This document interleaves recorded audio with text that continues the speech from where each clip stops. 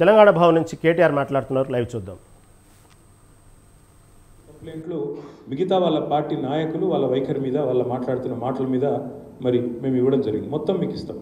పట్నం సునీత మహేందర్ రెడ్డి, ఉత్తమ్ కుమార్ రెడ్డి, పొన్నం ప్రభాకర్, జూపల్లి కృష్ణారావు, రఘునందన్ రావు అనే బీజేపీ నాయకుడు, మొత్తం కలిపి 27 కంప్లైంట్స్ ఇచ్చాము. ఒక్కటంటే ఒక్కదాని మీద కూడా యాక్షన్ లేదు. కేవలం కొండా సురేఖ గారు ఏదైతే ఒక్కటి మాట్లాడినారో దాని మీద మందలింపు, సెన్షన్, ఒక్కదాని మీద మాత్రం మందలింపు తప్ప ఈరోజు వరకు ఒక్కటంటే ఒక చర్య కానీ వారి ప్రచారాన్ని నిషేధించడం కానీ ఇంకోటి కానీ కాదు. ఇవాళ వాస్తవం ఏంటంటే కేసీఆర్ గారు బయటికి వచ్చేసరికి, ఆయన బస్సు యాత్ర ప్రారంభించేసరికి ఇవాళ రాష్ట్రంలో కాంగ్రెస్కు అటు కేంద్రంలో ఉన్న బీజేపీకి ఇద్దరు కూడా దడ పుట్టింది. ఎందుకంటే రోజు వాళ్ళకు డే టు డే రిపోర్ట్స్ వస్తాయి. స్టేట్లో ఇంటెలిజెన్స్ రిపోర్ట్స్ ఉంటాయి, కేంద్రంలో ఐబీ రిపోర్ట్స్ ఉంటాయి. కేసీఆర్ గారికి ప్రజలు బ్రహ్మరథం పడుతున్నారు. ఆయన సభల్లో వస్తున్న స్పందన, రోడ్ షోలకు వస్తున్న ఉత్సాహపూరితమైన వాతావరణం ఇదంతా కూడా వాళ్ళకు కంటగింపుగా మారింది.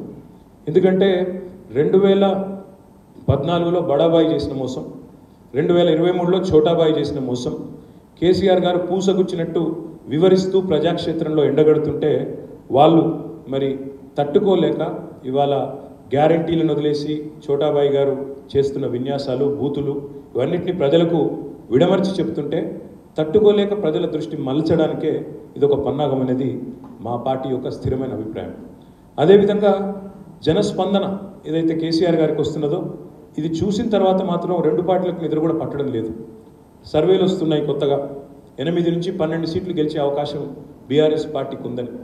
నిన్న మొన్నటిదాకా వీళ్ళిద్దరు ఎగిరెగిరి పడ్డారు, మేము ఒక్క సీటు కూడా గెలవనివ్వం కేసీఆర్ గారిని. కానీ ఎప్పుడైతే కేసీఆర్ గారు బస్సు యాత్ర ప్రారంభమైందో మరి అప్పటి నుంచి వీళ్ళిద్దరిలో కూడా కలవరం ప్రారంభమై బడాబాయి ఛోటాబాయి ఇద్దరు బదులుకొని, ఇద్దరు కూడబలుకొని ఇవాళ ఎన్నికల వేళ బీఆర్ఎస్ని, మా నాయకుడు కేసీఆర్ గారిని ప్రజల దగ్గరికి వెళ్లకుండా 48 గంటలు ఆపాలనే ప్రయత్నం ఏదైతే చేసినారో ఇది పూర్తిగా అప్రజాస్వామికమైన చర్య.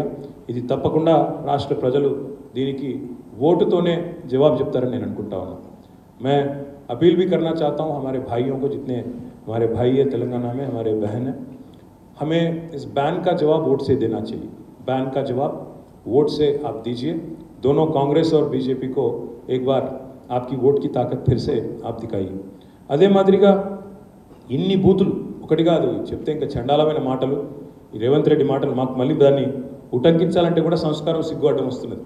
గుడ్లు బీకుతా, మెడల పేగులు వేసుకుంటా, మానవ బాంబునైతా అని చెప్పి ఎన్ని ఫిర్యాదులు చేసినా ఇవాళ గోడకు మొరబెట్టుకున్నట్టే ఉంది, గోడకు చెప్పుకున్నట్టే ఉంది తప్ప ఎలక్షన్ కమిషన్ నుంచి మాత్రం స్పందన లేదు, ఏమి లేదు. అదే కేసీఆర్ గారి మీద మాత్రం రాకెట్ వేగంతో అట్లా కంప్లైంట్ పోయిందో లేదో ఇట్లా వెంటనే నిషేధం.